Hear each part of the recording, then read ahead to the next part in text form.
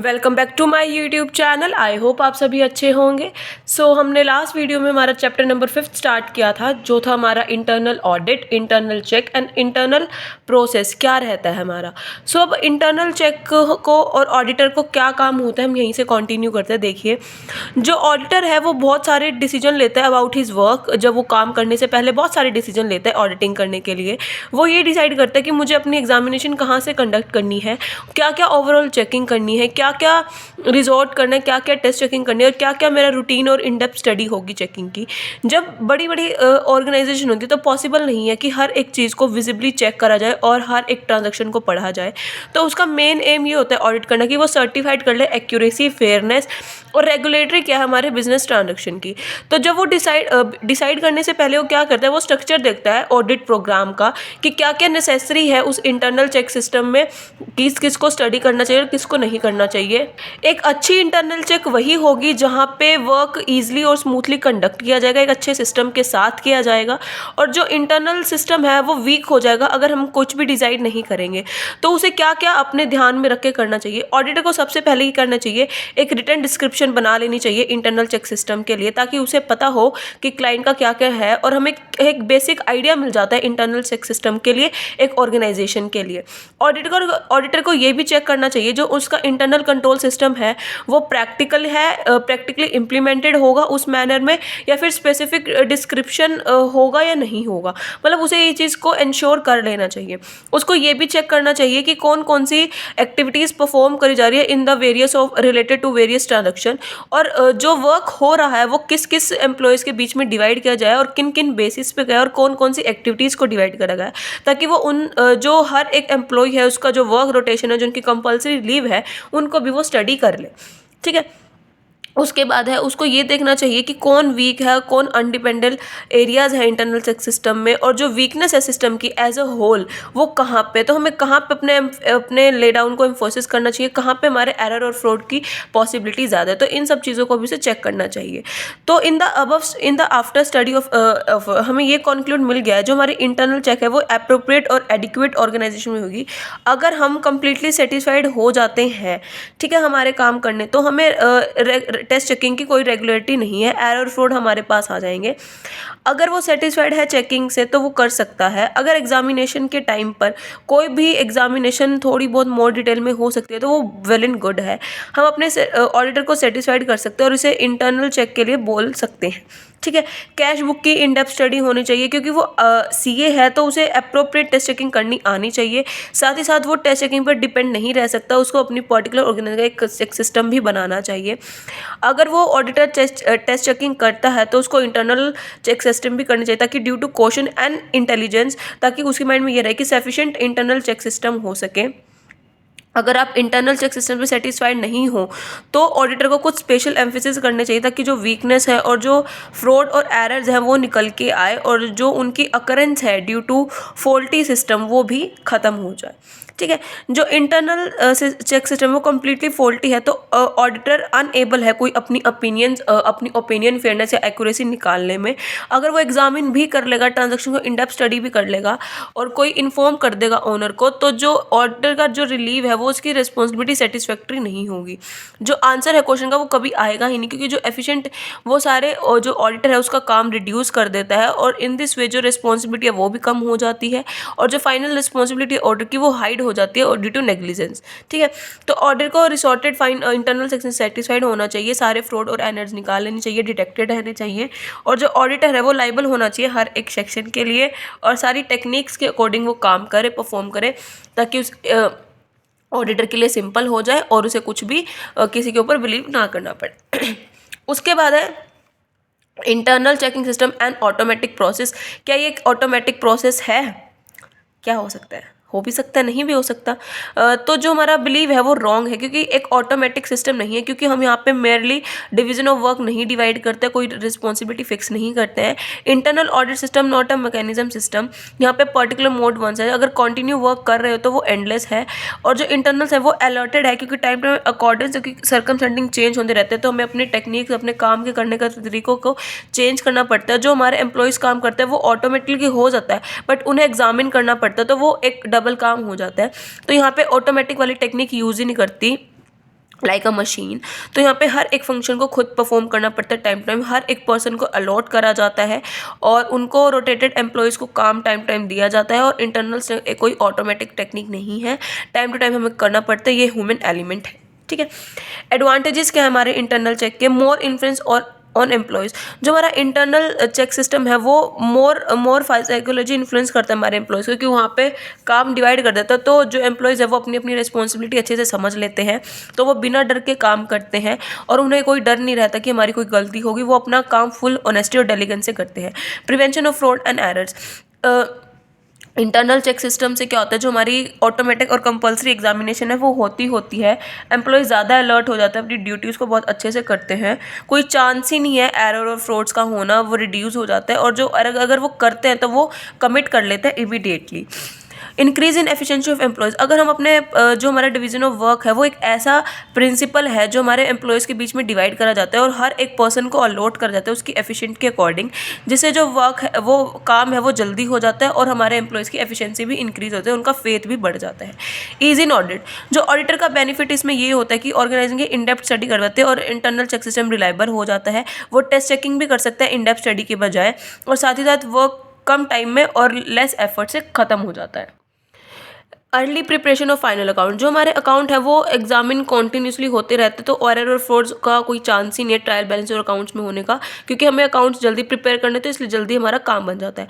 Benefit to employer. जो हमारा internal check system है वो बिलीव कर देता है हमारे ऑनर्स में, उसका बिलीव बढ़ जाता है, क्योंकि उसे एश्योर होता है जो हमारी अकाउंटेंसी प्रोसेस है वो अच्छे से हो रहा है, स्मूथली कंडक्ट कर रहा है और सारे अटेंशन है हमारे एरिया पे और जो वर्क है प्रोग्रेस है बिजनेस का काफ़ी अच्छा चल रहा है। डिसएडवांटेजेस के हमारे इंटरनल चेक की, ऑडिटर की नेग्लिजेंस हो जाती है, क्योंकि वो काम को डिवाइड कर देता है, उसका काम तो कम हो जाता है पर दूसरों का बढ़ जाता है, वो कई बार बिलीव कर लेता है जिसकी वजह से वो इतना काम नहीं कर पाता, तो उससे नेग्लिजेंस हो जाती है।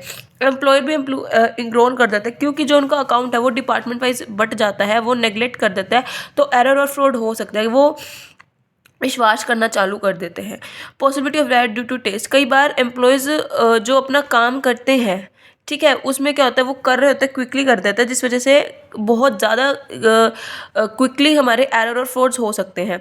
Groupism among employees. कई बार इंटरनल चेक में क्या होता है कि कई एम्प्लॉयज़, दो से ज़्यादा एम्प्लॉयज़ कंक्लूड कर लेते हैं और कई सारे वो कमिट फ्रॉड्स मतलब एरर और फ्रॉड कर देते हैं, जिस वजह से जो हमारे इंटरेस्ट है उनमें प्रमोट करने का वो हार्मफुल होता है हमारी बिजनेस की गुडविल के लिए। Unable for small concern. जो हमारे स्मॉल बिजनेस एंटरप्राइज है उनके लिए इंटरनल चेक काफ़ी ज़्यादा अनसुटेबल है, क्योंकि वहाँ पे एडिशनल स्टाफ रिक्वायर्ड होता है, तो इनअप्रोप्रिएट है और एक्सपेंसिव भी बहुत ज़्यादा है। Difference between internal check and internal audit. बहुत बेसिक चीज़ें हैं, फिर भी मैं एक रीड आउट कर देती हूँ।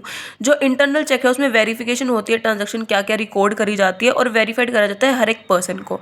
और इंटरनल ऑडिट क्या है, उसमें बुक्स के, अकाउंट्स के और इंटरनल कंट्रोल को ऑडिट करा जाता है। ठीक है, जो हमारा ऑब्जेक्टिव है इंटरनल चेक का यही है कि सारे एरर और फ्रॉड प्रिवेंट हो जाए, और इंटरनल ऑडिट का क्या है कि सारे एरर और फ्रॉड डिटेक्ट हो जाए और उनकी इफेक्टिवनेस को, हमारे इंटरनल चेक की इफेक्टिवनेस को जज करें। स्कोप क्या है, जो हमारी इंटरनल चेक है उसका क्या है, वेरिफिकेशन और रिकॉर्ड करना सेम टाइम पर ट्रांजेक्शन्स का, पर इंटरनल ऑडिट क्या है, वेरिफिकेशन करते हैं बुक्स ऑफ ट्रांजेक्शन की as well as book of accounts की।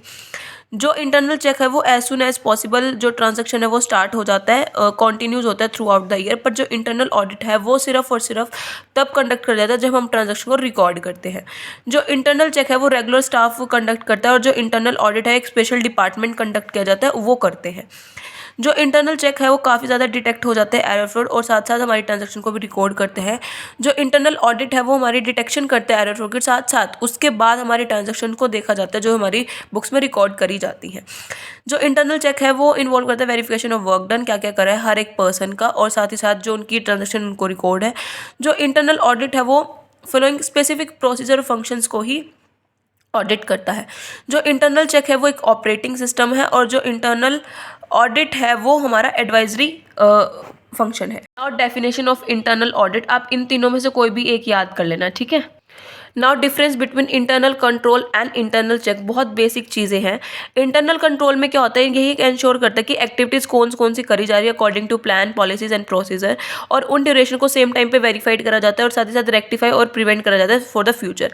और इंटरनल ऑडिट में क्या होता है, इंटरनल चेक इन्वॉल्व करते हैं सारी अरेंजमेंट क्या क्या हो रही है, क्या क्या वर्क करे जा रहे हैं, किसके अंडर करे जाते हैं, कौन सी ट्रांजेक्शन रिकॉर्ड हो रही है, कौन से एम्प्लॉयज़ को क्या क्या वर्क दिया जा रहा है, और हर एक एम्प्लॉय का काम वेरीफाइड होता है और कंट्रोल करा जाता है।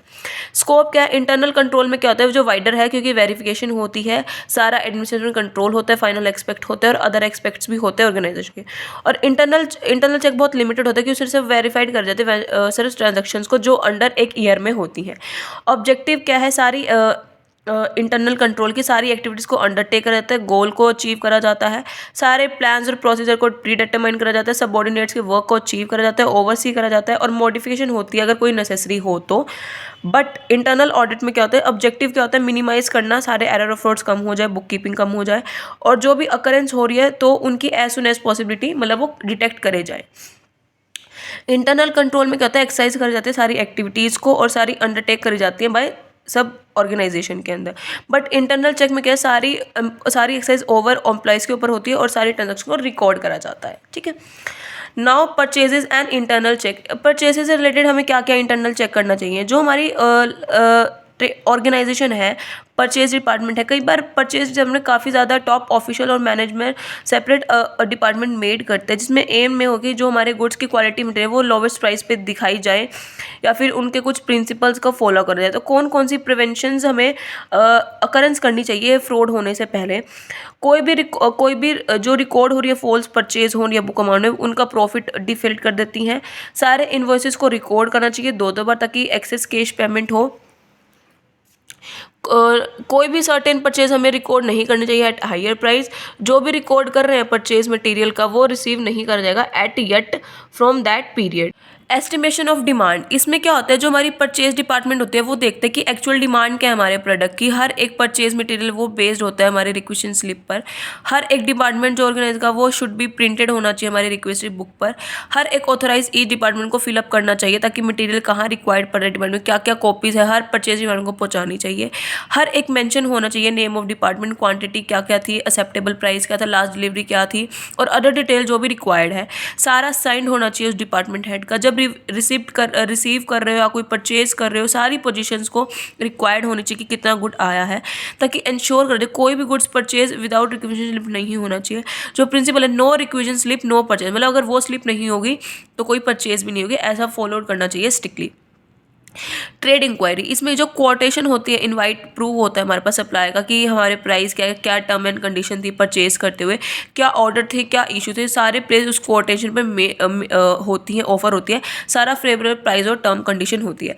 प्लेसिंग ऑर्डर फॉर परचेज, जब हम सेटिस्फाइड हो जाते हैं कि हमें परचेज करने तो सारी कंडीशन हम परचेज मैनेजर से देते हैं कि हमने ये ऑर्डर दिया। 3 कॉपीज़ होती हैं जो हमें प्रिपेयर करनी चाहिए, एक हम सप्लायर के पास सेंड करते हैं, एक स्टोर डिपार्टमेंट और एक परचेज डिपार्टमेंट के पास, ताकि जो परचेज हमने ऑर्डर करिए वो क्लियरली टाइम ऑफ डिलीवरी पे आए, प्लेस टाइम डिलीवरी पर आए, पैकिंग कैटरिंग जो भी term of payment any condition है वो सारा टाइम पे हो।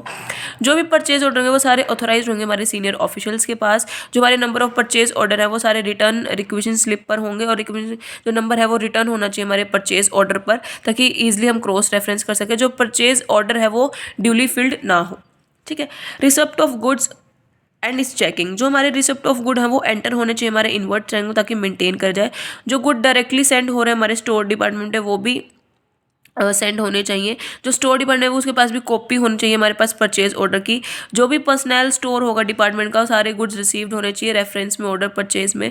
कोई भी नो गुड्स नो वेट हो नेसेसरी नहीं होने चाहिए, सारे गुड्स स्टोर होने चाहिए और गुड रिसीव नोट भी होना चाहिए, फॉरवर्ड करना चाहिए हमारे परचेज डिपार्टमेंट को। जो गुड रिसीव्ड हो रहे हैं हमारे स्पेसिफिक नेम सप्लाई का नाम होना चाहिए, क्वान्टिटी गुड रिसीव्ड होनी चाहिए, टाइप ऑफ गुड्स भी सारा कुछ मेंशन होना चाहिए हमारे रिसिप्ट ऑफ जो हमारे गुड्स, ताकि हम क्रॉस चेकिंग ईजिली परफॉर्म कर सके। Checking of invoice and other document, जो हमारे परचेज डिपार्टमेंट है वो मेन डॉक्यूमेंट क्या होता है, requisition slip, purchase order, good receive note and invoice, ये चारों चीज़ होनी चाहिए ताकि हम सारे डॉक्यूमेंट्स को मैच कर सके। जो डेट और नंबर ऑफ इनवॉइस है वो भी रिटर्न होना चाहिए हमारे परचेज ऑर्डर पर, वाइस वर्सा क्रॉस रेफरेंस के लिए। अगर रिक्वेशन स्लिप पे इनवॉइस है, गुड रिसीव नोट है, इनवॉइस है, वेरीफाइड होंगे और जो इनवॉइस है वो भी साइन होना चाहिए हमारे सीनियर ऑफिशियल से। Payment of invoice and entry in the books, जो हमारी पेमेंट है इनवॉइस की और एंट्री की वो सारी हमारे अकाउंट डिपार्टमेंट में होनी चाहिए। कोई भी इनवॉइस आप रिसीव करोगे, पेड करोगे, परचेज डिपार्टमेंट के पास होना चाहिए, अकाउंट डिपार्टमेंट के पास रिकॉर्ड होना चाहिए, रजिस्टर्ड होना चाहिए। जो भी इनवॉइस है वो चेक के लिए स्टैम्प्ड होनी चाहिए, पेड होनी चाहिए, ताकि डबल पेमेंट का कोई भी चांस ना हो। ठीक है। So now purchase return and internal check. इसमें क्या होता है, जो हमारी प्रिपरेशन होती है गुड्स की, जो रिसीव्ड होता है एज पर इंस्ट्रक्शन स्पेसिफाइड, कई बार डिस्ट्रॉय हो जाते हैं, डैमेज हो जाते हैं, तो उसमें हमें क्या क्या नेसेसरी रिटर्न्स की कुछ ट्रांजेक्शन रिकॉर्ड करनी चाहिए। प्रिपरेशन ऑफ रिजेक्शन नोट, जब हमें गुड्स रिसीव्ड होते हैं और वो परचेज ऑर्डर के अकॉर्डिंग नहीं होते, नॉट रिसीव होते राइट कंडीशन में, तो स्टोर डिपार्टमेंट को वो अपने पास रख लेनी चाहिए सेपरेटली, और ताकि वो रिटर्न कर सके as soon as possible.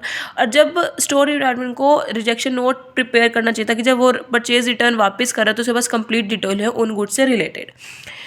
Preparation of advice note, जो हमारा परचेज डिपार्टमेंट है वो वेरीफाइड होना चाहिए, अगर कोई भी रिजेक्शन हुई है उससे एडवाइस ले सके कि कौन से रिटर्न गुड कर जाएंगे, हमारे पास अकाउंट प्रिपेयर्ड होना चाहिए, और एक फॉरवर्डिंग एडवाइस नोट भी होना चाहिए। जो डेट और नंबर है परचेज ऑर्डर की या सेवरल नंबर है इनवॉइसेस के, वो भी उसमें मेंशन होनी चाहिए हमारी एडवाइस नोट पर। Entry in purchase return book, जो हमारा अकाउंट डिपार्टमेंट है उसको वेरीफाइड करना होता है कि हमारे एडवाइजरी नोट को जो इनवॉइस है तो उसके ऊपर एंट्री होनी चाहिए परचेज रिटर्न रजिस्टर के अंदर। जो अकाउंट डिपार्टमेंट है वो डेबिट नोट या फिर कोई परचेज डिपार्टमेंट को कॉपी भेजेगा तो उसके पास सप्लाई के पास पूरी नॉलेज इन्फॉर्मेशन होनी चाहिए। सेकेंड कॉपी अटैच होनी चाहिए हमारे इनवॉइस की उस टाइम पर, ताकि पेमेंट करी गई है ना करी गई है उन रिटर्न की हो सके। अगर पेमेंट्स हो चुकी है गुड्स को तो वो ऑलरेडी मेड होगी और एज सुन एज हमारे परचेज डिपार्टमेंट पर रिसीव हो जाएगी एज डेबिट नोट। ठीक है। अगर नहीं हुई है तो वो क्रेडिट नोट सप्लायर के पास हो जाएगी। तो हमें ये ध्यान रखना चाहिए, अगर हम इंटरनल चेक कर रहे हैं तो वो इनएडिक्वेट पॉसिबली मैनर में कर रहे हैं और हमारे पास अमाउंट हो डिडक्शन का, तो वो फुल सप्लायर के पास सेंड हो जाए और उसको साथ में रख ले, ताकि सप्लायर अगर पेमेंट नहीं कर रहा तो परचेज रिटर्न का थ्रू कर दे। रिटर्न ऑफ गुड, जो हमारा परचेज डिपार्टमेंट है उसके पास सेल्स इन्फॉर्मेशन डिटोर के पास होनी चाहिए एज सुन और डेबिट कार्ड रिसीव होना चाहिए। जो हमारा गुड्स रिटर्न हुए उनकी एंट्री होनी चाहिए हमारे गुड्स आउटवर्ड बुक में। सारे जो डॉक्यूमेंट्स है वो प्रिटेन गुड्स सेंड बैक हो और वो सारे रिटर्न हो हमारे सप्लायर के पास। ठीक है। सो बस आज के लिए वीडियो को इतना ही रखते हैं, बाकी हम नेक्स्ट वीडियो में कवर अप कर लेंगे। सो वीडियो को एंड तक सुनना, ध्यान से सुनना, कमेंट कर देना कोई डाउट हो तो, वीडियो को लाइक शेयर कमेंट कर देना, चैनल को सब्सक्राइब कर देना।